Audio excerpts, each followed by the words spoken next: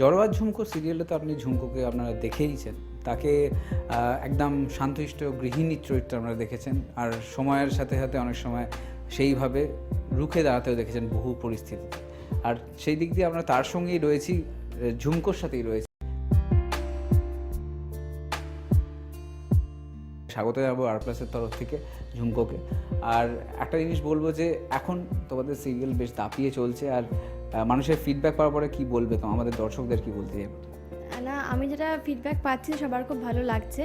আমার শুধু একটাই আপনাদের কাছে প্রার্থনা বলতে পারেন, যেভাবেই ভালোবাসুন এভাবেই আশীর্বাদ করুন, জড়োয়ার ঝুমকোতে ঝুমকো অনেকটা পথ এগোতে পারে, আর যা যা অন্যায় হচ্ছে সবটা এগেনস্টে যেন রুখে দাঁড়াতে পারে। সেটা একমাত্র আপনাদের আশীর্বাদ থাকলেই সম্ভব। ছোট পর্দাতে আমরা দেখেছি ঝুমকোকে, কিন্তু রিয়েল লাইফে ঝুমকো কেমন একটু জানতে চাই। রিয়েল লাইফে ঝুমকো কেমন না সেটা কেমন? আচ্ছা, মানে ঝুমকো অন্যায় প্রতিবাদ করে সেটা অনেকটা সেরকম।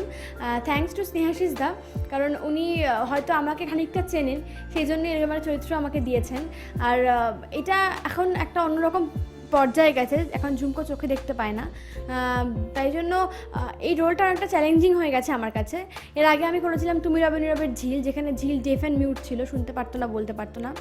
এই চরিত্রগুলোকে যে আমাকে বিশ্বাস করে দিয়েছেন দাদা, সেটা আমার কাছে অনেক বড় পাওনা।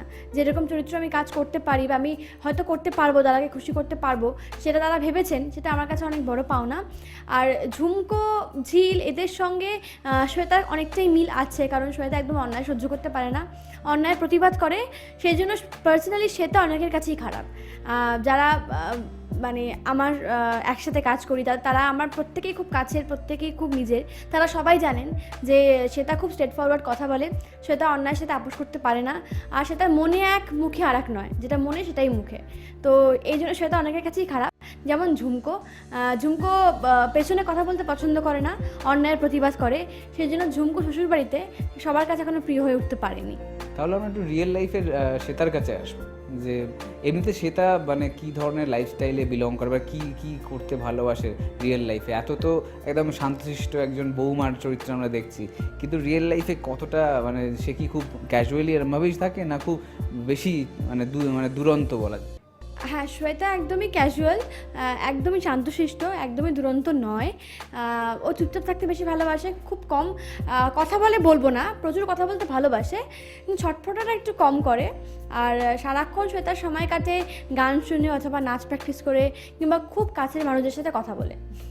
আর ঝুমকোর যদি বলি, ঝুমকোর এমনিতে ফেভারিট অ্যাক্টর কে? মানে আমাদের যদি টলিউডের কথা বলি, টলিউডের কোন অ্যাক্টরের ব্যাপারে তুমি পাগল? টলিউডে সবাইকে আমার ভালো লাগে, কিন্তু আমি যদি পাগল বলি কারোর জন্য, সেটা একমাত্র বৌমাদার জন্য, প্রসেনজিৎ চট্টোপাধ্যায়। সেটা কেন? জানি না কেন, মানে ওনার অভিনয়, আমার যেটা মনে হয় পার্সোনালি, যে উত্তম কুমার আমাদের কাছে মহানায়ক, তারপর যদি ওনার অ্যাবসেন্সে ওনার জায়গা নেওয়ার ক্ষমতা কারণ নেই, মানে আমার সেটা মনে হয় পার্সোনালি।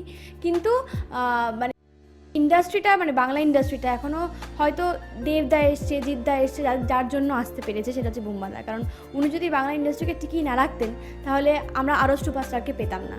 তো আমার চোখে উনি হচ্ছে একজন মানে এমন মানুষ যাকে দেখলে মনে হয় শ্রদ্ধা করি, যার পা ছুঁয়ে প্রণাম করি। তো আমার ভালো লাগে, মানে কোনো কারণ ছাড়াই ওনার অভিনয় ভালো লাগে, ওনার হাসি ভালো লাগে, ওনার এক্সপ্রেশন ভালো লাগে, মানুষটাকে ভালো লাগে।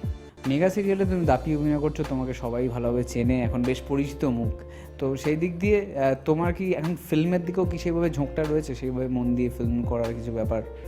না, আমি না সত্যি ফিল্ম নিয়ে কিছু ভাবিনি। হ্যাঁ, অনেক অফার এসছে ফিল্মের জন্য, বাট আমি এই মুহূর্তে ফিল্ম করার জন্য একেবারেই প্রস্তুত নই। সেটা কেন? কী জানি, আমার মনে হয় যে আমি এখনও ফিল্মের উপযোগী হয়ে উঠিনি সব দিক থেকেই। আমার কিছু ক্রাইটেরিয়া আছে, সেটা হচ্ছে আমি একেবারেই শর্ট ড্রেস, স্লিভলেস পরতে পারি না, যেগুলো দরকার, মানে সত্যি দরকার। আমি হয়তো একটু বেশি ব্যাকডেটেড, আমি পারি না। আর এগুলো ফিল্মে না হলে মানুষ যদি সবটা না পায়, যেমন অভিনয়, যেমন একটা গল্প, ভালো স্টোরি লাইন, একটা ভালো পোশাক, একটা সুন্দর মুখ, সবটা যদি না হয়, সবটা যদি কম্বাইন না হয়, তাহলে একটা ফিল্ম ভালো হয় না। যেমন নায়ক নায়িকার অভিনয় আছে, তেমনি গল্পেরও দরকার, লেখারও দরকার, স্ক্রিপ্টেরও প্রয়োজন, সেরকম একটা ভালো স্ক্রিপ্ট, সেরকম ভালো গান, সেরকম ভালো পিকচারাইজেশন, সবটার প্রয়োজন। তো সবটা মিলিয়ে তো একটা ছবি যেটা সকলের কাছে ভালো হয়, মানে ভালো লাগে, সবার দেখতে ভালো লাগে। আমার মনে হয় যে তার জন্য আমি এখনই মানে তৈরি নই আর কি, প্রস্তুত নই।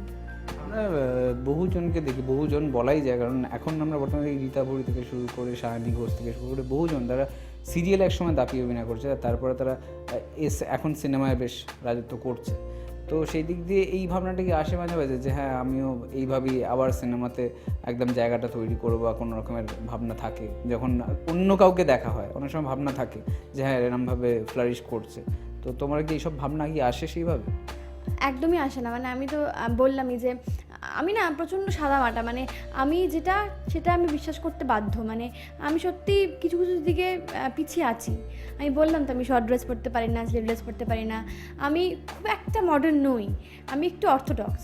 তো সেই জন্য যেগুলো আমার নয় সেগুলো নিয়েই ভাবি না।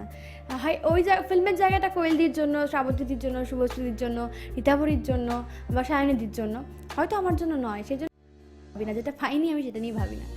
ঝুমকো এমনিতে রিয়েল লাইফে পোশাক আশাকের, তুমি এই যে বলে ট্রেডিশনাল, মানে পোশাক আশাকের মধ্যে তোমার অফকোর্স ট্রেডিশনাল ব্যাপারটাই আসছে, তাহলে তো কোন কোন আউটফিট বেশি পরতে ভালোবাসো? আমি ট্রেডিশনাল বলতে শুধু যে শাড়ি তা নয়, আমি সব রকমই পরি, ওয়েস্টার্নও পরি, জিন্স টপ, আবার শাড়ি পরতে খুব ভালোবাসি, আবার আনারকলি পরতে ভালোবাসি, ঘাগরা পরতে ভালোবাসি, সব রকমেরই পরি। কিন্তু ওই আমার একটাই ক্রাইটেরিয়া, আমি খুব শর্ট ড্রেস আর স্লিভ ড্রেস পরতে পারি না, রেদার পছন্দ করি না পরতে।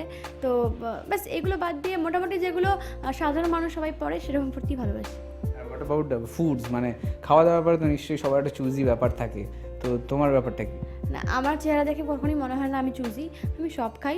স্পেশালি বিরিয়ানি খেতে খুব ভালোবাসি, যেটা আমাদের খাওয়া একেবারেই উচিত নয়। যেগুলো উচিত নয় সেগুলো ঝুমকো ভালোবাসে।